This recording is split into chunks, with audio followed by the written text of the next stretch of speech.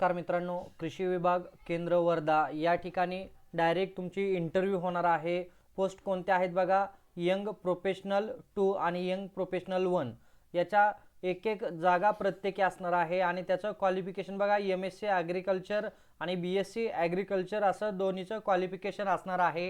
इथे तुम्हाला सॅलरी देखील दिलेले आहे 42,000 रुपये आणि 30,000 रुपये।